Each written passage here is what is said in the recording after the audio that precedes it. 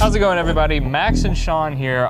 Recently, I had the chance to go check out the warz, and we put up some gameplay clips, some trailers. You guys obviously had a very positive response about it, so I wanted to give you a little more context for what you saw.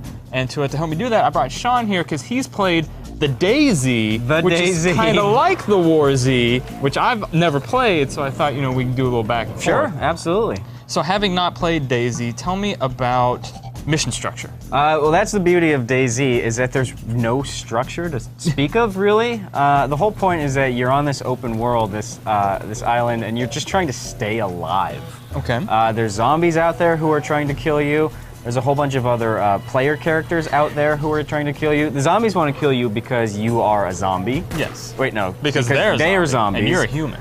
The players want to kill you because there's a finite number of resources in the world and everybody else wants what the other person has. Okay. So there's really no missions or structure really at all. The beauty of that game is that it's just super open-ended. Well, in the warz, it's a little bit different. Okay. There are missions, but all of the missions are user-generated. Oh, okay. So outside of the game, there's a system, a tool you'll be able to use that wasn't in the build I saw, unfortunately, but you'll be able to go in and sort of set mission parameters and put them up on like a mission board that other characters can then log in and they can choose a mission off of that board. So he gave me some examples like, basic stuff like go out, collect 10 of these items, and then once you've done that, turn them into me and then I'll give you some sort of cash reward or something like that. Okay. Some of the more devious examples he gave were like, people would create a mission that's like, hey, I need a bodyguard to help me get through these woods because there's like zombies and stuff out there. Oh, right, I need, some protection. So the bodyguard comes, they team up, go out into the woods. What does the guy do? Boom, hits him in the head with a hatchet, takes all this like gear and guns and stuff. So there's not really a system to govern that sort of deception. So you have to be a little careful about which missions you decide to take on. Okay, so there's an element of that in dayz in the sense that every relationship you have is shrouded in an air of mystery. Because everybody out there could potentially be trying to kill you secretly in 5 minutes, and you never know. That's interesting. Well, the warz definitely has the secret assassin aspect to it. Right, yeah. Moving on from that, in dayz, are there any sort of like instance areas or safe houses or safety of any kind? I mean, the most safe you are in that game is when you first spawn and you have nothing of value whatsoever, because that means that people... yes, there are people who are going to try to just pick off like the people who are fresh spawns because it's like shooting fish in a barrel. But at the same time, you have nothing of value and nobody wants to kill you yet. Okay. But there are no real safe houses. There are houses, but you never know when a zombie's going to come running inside. Okay. In warz, you can actually purchase these like instanced strongholds for your character. Okay. And the way that the producer described it to me is basically. You'll get to load into your own little instance area, and it starts out as like a big forest with like a tiny house in the middle. All right. And then as you progress, you can sort of like add on to it or build it up or change it in different ways. And some of the examples he gave of player-created like instance strongholds were pretty interesting. One guy apparently created this giant like gladiator pit, and he would trap zombies in the pit, and then people could like walk up, and he had like a little storefront in the actual game, and they could pay money to go fight in the gladiator. Or no, it was free. For free, they could go in and fight the zombies in the gladiator pit and like win prizes. And then if they wanted to pay money, they could be a spectator and watch other people fight in the gladiator pit.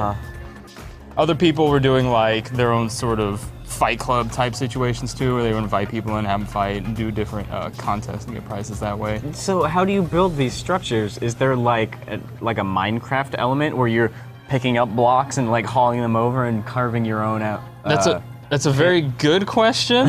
Right now, since the game is in like such an early alpha phase, I imagine it was just going in and like changing some code to make that happen. Oh, okay. But no, there wasn't any sort of like terrain deformation or Minecraft element that I saw, but apparently there will be some flexible tools in there with how you can customize your space. Can I lure people in to fight zombies and then be like, oops, the ladder disappeared, you're stuck in there forever, also here's 30 more zombies?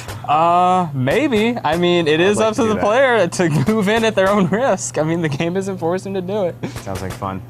And then the last thing I want to talk to you about is combat. Combat, okay. How is combat handled in dayz? I mean, it's a first-person shooter built on the Arma 2 engine. So it's got that sort of like realistic military weaponry aspect to it. I haven't played in a few months actually. Since I last played, I believe they patched in melee weapons and things like that. But yeah, I mean, it plays like a first-person shooter, really. The warz, it sounds like it's pretty similar. You do have ranged weapons. Most of the demo that I played, he like gave me a gun straight away, but apparently guns are kind of rare, but ammo is super scarce. But you also have, everybody starts out with a giant mag light, and you go around and you can bash zombies with your mag light if you want. That's pretty sweet. Everybody will at least have some sort of melee weapon, and then you can find like baseball bats and other things to use. But otherwise, yeah, combat is pretty straightforward. You know, not like the tightest, sharpest shooter controls, because it's like in an MMO space. Yeah, so pretty like laxed.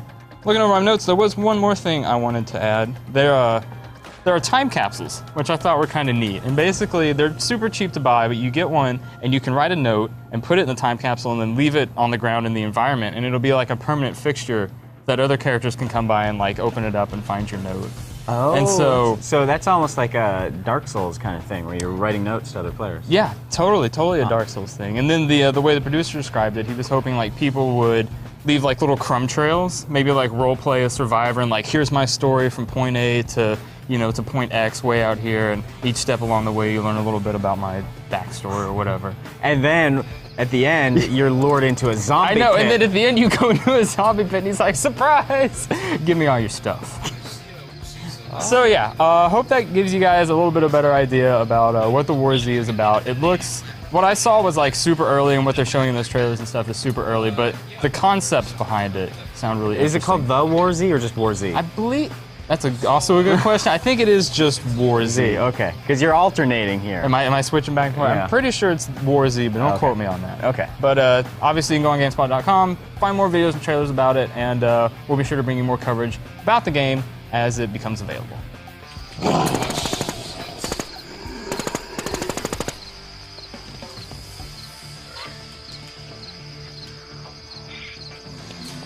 Just one more song.